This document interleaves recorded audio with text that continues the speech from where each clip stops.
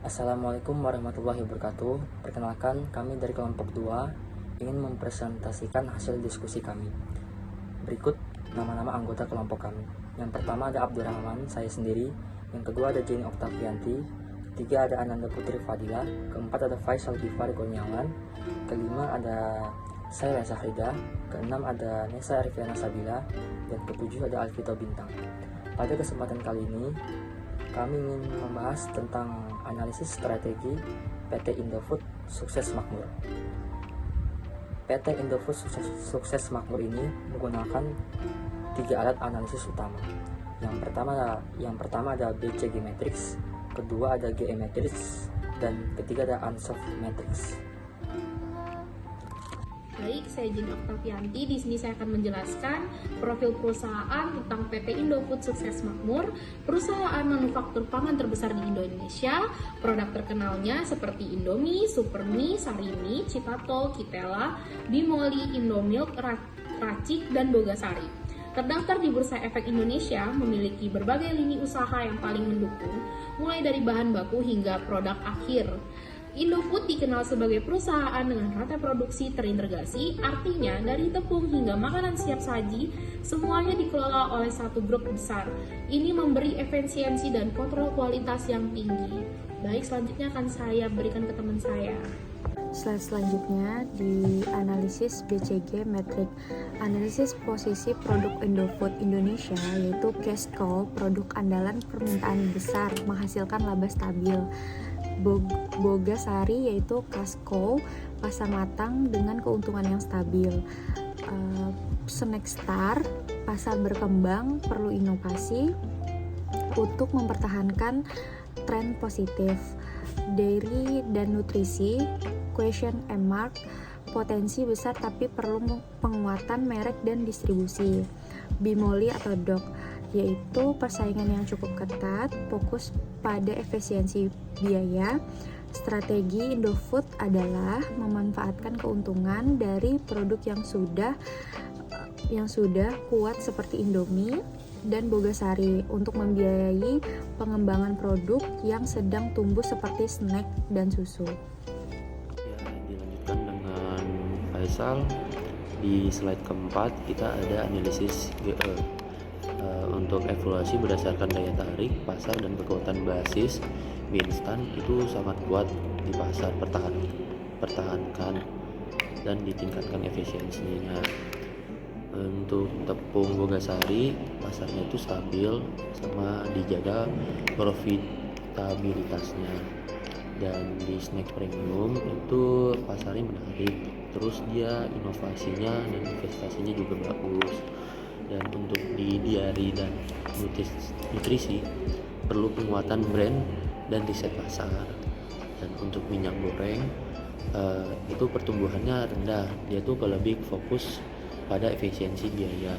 Nah, jadi untuk Indofood ini memiliki fondasi kuat di produk pokok, namun untuk dijaga panjang untuk potensinya besar justru ada di snack dan produk nutrisi. Karena itu fokus investasi di arah ke sana. Sekian, terima kasih. Selanjutnya analisis Ansoff Matrix. Yang pertama, market penetration. Fokusnya meningkatkan penjualan produk yang sudah ada seperti Indomie dan Citato lewat promosi yang gencar, diskon menarik, perluasan toko ataupun e-commerce. Tujuannya biar Indofood ini makin sering dibeli. Yang kedua ada product development, membuat varian baru dari produk yang sudah terkenal, misalnya Indomie dengan rasa atau kandungan yang lebih bergizi, dan snack versi rendah lemak. Strategi ini penting supaya Indofood nggak kalah tren dan tetap relevan di pasar anak muda. Yang ketiga ada market development. Ini adalah ekspor produk ke wilayah baru seperti Afrika, Timur Tengah, ataupun Asia Selatan. Dengan begini Indofood nggak cuma terkenal di Indonesia tapi juga bersaing di pasar global. Selanjutnya ada diversification. Ini adalah masuk ke kategori baru seperti makanan berbasis tanaman atau minuman kesehatan. Langkah ini bikin Indofood siap menghadapi perubahan tren gaya hidup yang makin sehat dan modern. Jadi Lewat strategi Unsolved ini, Indofood berusaha tumbuh dari berbagai sisi, dari memperkuat pasar lama, membuat produk baru, sampai berani ekspansi ke luar negeri. Jadi semua yang dilakukan ini supaya Indofood tetap jadi pemain besar di industri makanan, bukan cuma di Indonesia tapi mendunia. Selanjutnya, yang keempat, ada pasar internasional. Manfaatkan merek global seperti Indomie untuk meningkatkan ekspor ke pasar berkembang seperti Afrika, Asia, dan Timur Tengah, dan pasar premium di negara maju. Sesuaikan varian produk dengan selera lokal dan regulasi impor negara tujuan. Gunakan digital dan e-commerce untuk memperkuat kehadiran internasional. Yang kelima, ada diversifikasi ke segmen masa depan. Pertimbangan masuk ke kategori makanan sehat atau fungsional, makanan bayi dan anak, makanan siap saji sehat, real meal. Hal ini sesuai dengan tren gaya hidup konsumen yang semakin peduli kesehatan. Memungkinkan kerjasama atau akuisisi startup makanan sehat untuk mempercepat masuk ke segmen tersebut. Yang keenam, ada penguat rantai distribusi dan digitalisasi. Memanfaatkan data konsumen untuk target promosi, pengembangan produk, dan efisiensi distribusi. Perkuat penjualan online dan pemanfaatan omni-channel, terutama untuk segmen premium dan ekspor. Mas Agung Motor Vito Bintang Mardika Ananta, NIM 2211102431459. Saya akan meneruskan hasil kerja kelompok kami. Yang pertama, optimalisasi cash cow lini mie instan. Pertahankan dominasi pasar mie instan di Indonesia melalui efisiensi produksi, inovasi kemasan, dan penguatan merek.